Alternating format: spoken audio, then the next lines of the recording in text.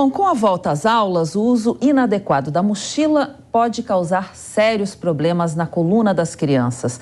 Sobre este assunto e outros também, a gente conversa agora com o médico ortopedista, especialista em coluna, André Evaristo Marcondes. Muito bem-vindo, doutor André. Um bom dia para o senhor. Obrigado, bom dia. Agradeço o convite de coração. Fiquei super feliz com o convite porque eu tô aqui como entrevistado, mas eu tô aqui como fã também, entendeu? Eu sou muito fã do trabalho de vocês e a Jovem Pan é minha fonte de informação diária, assim. Eu fico muito tempo no trânsito, então o rádio, o YouTube, os programas de vocês são minha fonte de informações e de notícias. Então, assim, é um prazer enorme poder participar. Que bom, doutor. Hoje a gente está precisando do senhor, então, para entender melhor, Legal. Porque há tanta reclamação em relação a dores nas costas, né? Gostaria de saber qual a principal reclamação que chega no seu consultório quando se trata de dor na idade escolar e os adultos também. Na idade escolar especificamente, assim, o uso das mochilas, eles realmente é um problema que a gente tem que realmente levar em consideração. Inclusive tem legislações a respeito disso, mas eu acho que cabe para sua audiência algumas dicasinhas e algumas especificações básicas. Então, a primeira dica é: crianças pré-escolares não pode ultrapassar 5% do peso da criança na mochila. Para os escolares e adolescentes não pode passar de 10% do peso do corpo nas mochilas. Isso é fundamental. Outra dica importante são as mangas largas, as abas largas das mochilas, e que a mochila seja exatamente do tamanho do tronco da criança ou do adolescente. No máximo, pode passar 5 centímetros abaixo. O que acontece, Cláudia, é que quando a criança coloca a mochila muito pesada, ela tem que dobrar o tronco para frente para apoiar o peso. Isso acaba desequilibrando o tronco e causando dor. Pode causar dor no ombro, pode causar dor na região lombar, quadril, joelho. Então, assim, o maior problema do uso inadequado das mochilas realmente vai ser a dor. Quando a gente fala das crianças menores, a gente tem hoje dispositivos que realmente trazem grandes facilidades para os pais, que são as mochilas que têm rodinha e que você consegue puxar elas. Também tem uma dica: tem que ficar numa altura que seja confortável para a criança puxar. Então seria bem tranquilo para essa fase dos pré-escolares e das crianças menores. Já os adolescentes, eles têm mais resistência no uso desses dispositivos, como a gente está vendo nas imagens. Ali a gente está vendo uma mochila bem errada, que está lá embaixo. Também não pode, tem que ficar justa no tronco, na altura do quadril. Os adolescentes, eles não se sentem confortáveis com essas mochilas de rodinha que eles carregam. Então, acho que é uma população, até pela vaidade, questão de formação de grupos, que as orientações da mochila fica bem justa no tronco e ser respeitado o peso, eu acho que talvez ainda seja mais importante nos dias atuais. Doutora, a pergunta agora é do Diogo Schelp. Doutor, justamente a questão das mochilas de rodinha e convencer um adolescente a usar é a questão fulcral, né? Eu tenho uma filha adolescente e é impossível convencê-la a usar uma mochila de rodinha, né? E o material que ela precisa levar todos os dias na escola certamente ultrapassa esses 10% do peso que o senhor mencionou. Nesse caso, né, quando não há outra opção, o que se pode fazer para mitigar os problemas que podem ser causados à coluna? Exercícios físicos, o tempo em que a criança também permanece com a mochila nas costas conta. Por exemplo, se for só o trajeto do carro até a sala de aula, é um problema, ou considera-se que um tempo maior de uso é o que realmente pode trazer esses desconfortos? Ô Diogo, eu agradeço a pergunta e dá para ver que você vive esse problema na prática, né? Eu também vivo, eu tenho 2 filhos, até pra gente é difícil.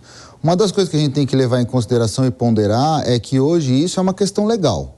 Então, respeitar os 10% do peso seria uma questão que faz parte da lei, então deveria ser respeitada apesar da dificuldade.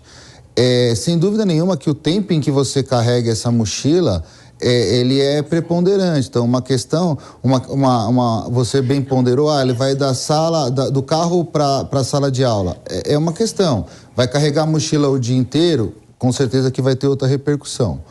O que, assim, as escolas têm feito hoje, as escolas têm se modernizando cada vez mais, têm feito hoje, é que a criança tem um armário, né? Na escola, em que ele deixa a maior parte do material escolar, ele realmente levaria para casa só aquele material necessário para utilização durante o dia. Então, isso é uma forma de realmente mitigar o problema. Outra coisa que é importante a gente falar, apesar da gente estar falando da importância disso, e você colocou a preocupação que você tem com a sua filha adolescente, é que, de uma maneira bem simplória, o problema do peso da mochila, nesse transporte escolar específico, é realmente causador e desconforto na criança e no adolescente. Patologias mais graves, que nem escolioses graves, escolioses progressivas, hérnia de disco em pacientes jovens, dificilmente elas vão ser desencadeadas só pelo ato de carregar a mochila por curtos períodos de tempo. Então, a gente também tem que trazer para a realidade. A gente está preocupado com o bem-estar da criança, com o bem-estar do adolescente, com a diminuição da dor nessa faixa etária. Mas os problemas graves de coluna, se eles forem se desenvolver, eles realmente vão se desenvolver independente desses detalhes ou dessas correções. Doutor, outro problema também é o uso do celular, o uso excessivo. Que tipo de problema pode ser causado pelo uso excessivo do celular, pensando que o usuário, quando está olhando no celular, ele pende a cabeça para frente. Exato. Né? E nesse momento a cabeça parece que acaba pesando 3 vezes mais, né, quando está nessa posição. Que tipo de problema pode ser causado e de qual a forma correta para segurar o celular? Esse é um problema que a gente vem estudando, né? Foi criada até uma terminologia relacionada a isso. Ultimamente tem que se falado muito que seria o pescoço de texto, né? Foi uma nomenclatura que foi criada para esse tipo de dor e para esse tipo de lesão e é cada vez mais frequente. Então você pega muitos pacientes, e aí a gente vai falar de todas as faixas etárias, que eles chegam com dor cervical de moderada a alta intensidade, a gente investiga e não acha uma patologia ou uma causa que justifique isso. E aí a gente vai buscar no dia a dia, e muitas vezes a gente chega nos aparelhos, nos devices tecnológicos. E você tem razão, Cláudia, quando você fica com o pescoço fletido para frente naquela posição que geralmente a gente trabalha, o celular, você pode aumentar de 3 a 5 vezes o peso na região cervical. A cabeça vai fazer uma pressão de 3 a 5 vezes maior do que habitualmente ela faria. Então a dica seria você tentar levantar o celular para mais próximo da linha da visão, para tentar diminuir o fato de ficar com uma hiperflexão ou com o pescoço muito fletido. E a gente cai também no óbvio, né? Que seria a gente tentar diminuir o número de horas que a gente fica conectado e ligado nesse tipo de dispositivos. O que, assim, sem falsas hipocrisias, é cada vez mais difícil nos dias atuais, porque esses dispositivos, eles não são só de comunicação e de entretenimento, né? Eles estão cada vez mais fazendo parte da rotina de trabalho dos profissionais em geral. No meu caso, especificamente, eu uso muito na questão de trabalho, tanto para eu me comunicar com os hospitais das instituições, me comunicar com os pacientes, às vezes de maneira mais rápida e mais ágil. Se eu vou fazer uma aula para a faculdade, universidade ou congresso, você fotografa um exame de imagem, você já passa automaticamente para a sua aula ali em segundos. Então, a gente não tem como fugir da tecnologia, a gente tem que conviver com a tecnologia e talvez se adaptar a ela. Então, a dica que a gente tem hoje é realmente tentar trazer mais próximo da linha dos olhos. Em relação ao pescoço de texto ou à dor cervical, a gente ainda não tem dados de qual vai ser essa consequência a longo prazo. A gente sabe hoje sim que ela desencadeia dor, ela causa dor nesses pacientes. A gente não sabe se isso daí vai aumentar a incidência de doenças graves no futuro.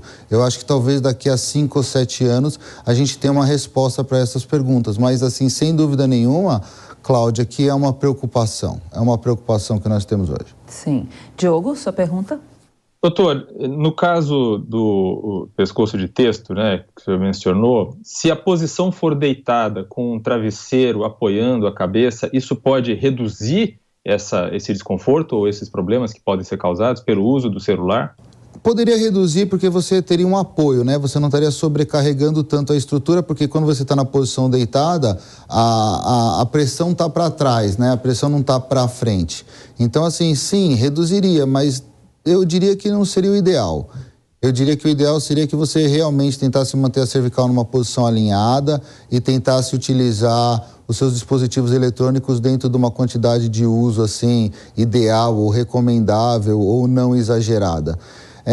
Essa questão da posição deitada, ela é super interessante porque a gente tem algumas orientações básicas, sabe, Diogo? Então, assim, se a pessoa gostar de deitar ou gostar de dormir ou de ficar de barriga para cima, um travesseiro atrás da cabeça para que você mantenha a coluna cervical relativamente alinhada junto com o tronco. Já quem gosta de deitar mais de lado, que você use 2 travesseiros ou um travesseiro dobrado para você também tentar deixar o tronco alinhado sem a cabeça muito fletida para um lado ou para o outro. E alguns especialistas indicam que você inicie o sono com um travesseiro entre as pernas para que você tenha realmente um alinhamento da coluna. Então, de barriga para cima, um travesseiro pequeno, de lado, 2 ou um dobrado com no meio das pernas. Então, essa é a orientação de alguns especialistas, mas na prática, depois que você dorme, você vai mudando de posição conforme a sua necessidade e o seu conforto. Então, é difícil a gente mensurar quanto que essas orientações, apesar de corretas, elas são realmente efetivas na vida prática do cidadão, né? Bom, doutor, o nosso tempo é curto, infelizmente, a gente teria uma conversa para muito mais, um assunto para muito mais conversa, né? Mas fica para um próximo dia, então. Eu agradeço muito a entrevista aqui com o médico ortopedista, especialista em coluna, André Evaristo Marcondes. Um bom dia para o senhor, uma ótima sexta-feira. Até uma próxima. Eu agradeço o convite, obrigado. Estamos à disposição, sou fã do programa de vocês.